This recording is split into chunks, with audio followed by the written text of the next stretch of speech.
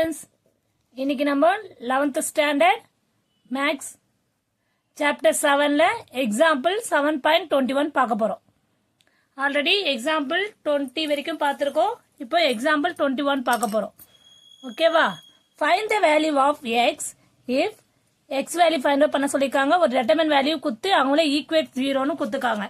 ஓகேவா? இப்போ நம்ம அது மாதிரி equate 0வும் குத்தாச்சு. determine value குத்துக்காங்கன்னா ஈஸியா நம்ம ஃபைண்ட் அவுட் பண்ணிடலாம். இது வெரி சிம்பிள் கொஸ்டின்மா. அதாவது திருப்பி கொஸ்டின் எழுதுறேன் பாருங்க உங்களுக்கு. determine x minus 1 x x minus 2 0 x minus 2 x minus 3 0 0 x minus 3 equal to 0 கொடுத்துக்காங்க. இப்போ இதுல என்ன கொடுத்துக்காங்கன்னா நம்ம பார்க்க வேண்டியது மெயின் டயகனல் மட்டும் பார்ப்போம். இந்த மெயின் டயகனல் இருக்குல்லமா, இந்த மெயின் டயகனல் பார்க்கும்போது இந்த மெயின் டயகனலுக்கு அதாவது மெயின் டயகனல் சொல்லலாம் இல்லை பிரின்சிபல் டயகனல்னு சொல்லுவாங்க. அந்த மெயின் டயகனல் அதில் பார்க்கும்போது அதோடைய டவுன்ல இருக்க ட்ரையாங்கிள் ஷேப், அதாவது இதுதான் ட்ரையாங்கிள் ஷேப், புரியுதா? இந்த ட்ரையாங்கிள் ஷேப் இல்லைன்னா மேலே இருக்க ட்ரையாங்கிள் ஷேப் ஏதாவது ஒன்று வந்து ஜீரோவா இருந்தா, ஏதாவது டவுன்ல இல்ல அப் இல்ல டவுன் எதுல ஒண்ணு, அதாவது இந்த மெயின் ட்ரையாங்கிள் அதாவது பிரின்சிபல் ட்ரையாங்கிள் சொல்லலாம். அந்த ட்ரையாங்கிளுக்கு ஆப்போசிட்ல இருக்க டவுன் ஆர் அப் ட்ரையாங்கிள் வந்து ஜீரோவா இருந்ததுன்னா, வெறும் ஜீரோவாவே இருந்ததுன்னா அந்த ட்ரையாங்கிள் மட்டும் மல்டிபிள் மட்டும் பண்ணலாம். அது மாதிரி இருந்தாவே நம்ம டைரக்டாவே மல்டிபிள் பண்ணிடலாம்.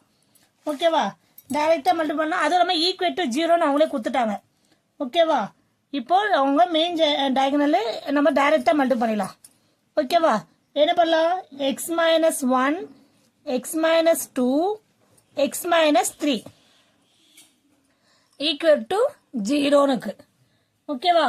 இப்போ எல்லாமே வந்து இது எல்லாமே equal to 0 பண்ணும்போது x minus 1 equal to 0 தான், x minus 2வும் x minus 3 எல்லாமே வந்து equal to 0னுக்கு. அப்ப நம்ம ஒன்னா எடுத்துக்கலாம். ஓகேவா?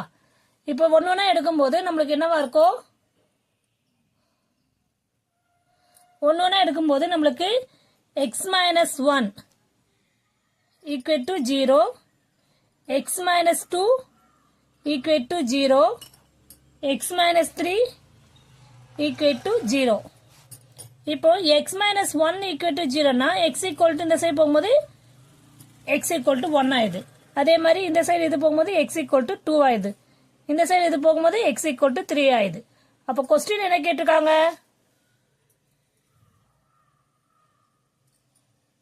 கொஸ்டின் என்ன கேட்டிருக்காங்க? Find the value of x தான் கேட்டிருக்காங்க. அப்ப நம்மளுக்கு எக்ஸ் 3 வேல்யூஸ் வந்திருக்கு. X equal to therefore 1 2 3. Clear? therefore x value என்ன இருக்கு நம்மளுக்கு? 1 2 3. கிளியராமா? ஏதாவது டவுட் இருக்காமா? ஒரு வெரி சிம்பிள் கொஸ்டின். திரும்ப சொல்றேன் பாருங்க. இது வந்து 1 மார்க்ல கேட்க சான்ஸ் இருக்கு. ஓகேவா? இந்த டயகனல்ஸ் இருந்ததுன்னா, அதாவது அந்த டயகனல்ஸ் வந்து ட்ரையாங்கிள் ஃபார்ம்ல கீழே இருக்க டவுனோ அது மேலேயோ ஏதோ ஒன்று அப்போ டவுனோ பார்க்கும்போது அது ஜீரோவா இருந்ததுனால நம்ம டைரக்டா மல்டிபிள் பண்ணிட்டு ஈக்குவல் டு 0 கொஸ்டின்ல கொடுத்த மாதிரி போட்டுட்டு எக்ஸ் வேல்யூ ஒன்று கண்டுபிடிச்சோன்னா therefore எக்ஸ் ஈக்குவல் டு 1 2 3ன்னு இருக்கு. வெரி சிம்பிள் கொஸ்டின்மா. Clear students? Thank you students.